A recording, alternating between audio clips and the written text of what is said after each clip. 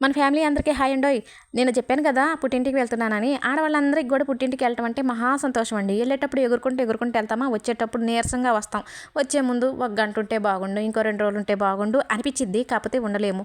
ఎందుకంటే మనకంటూ ఇల్లు, సంసారం, భర్త, పిల్లలు అయిన తర్వాత మనకి పుట్టింట్లో ఉండాలనిపించినా ఉండలేము. నా ఉద్దేశ ప్రకారం అయితే ఎప్పుడైనా పండక్కో పబ్బానికో ఒక 2 రోజులు ఉంటే పర్లేదు. అంతకంటే ఎక్కువ రోజులు ఉన్నామనుకోండి, మనకి గౌరవం కాదు, మన భర్తకి అంతకంటే గౌరవం కాదని నా ఉద్దేశం. ఇకపోతే అమ్మ ఎప్పుడైనా మేము వెళ్తున్నామంటే గారెలో పకోడీలో వేసిద్ది. నేను ఫోన్ చేసి నువ్వేం చేయొద్దామో నేను వచ్చాక చేస్తా అన్న. మొన్న తెచ్చిన చేపల్లో ఒక 1/2 కేజీ ఉంచా.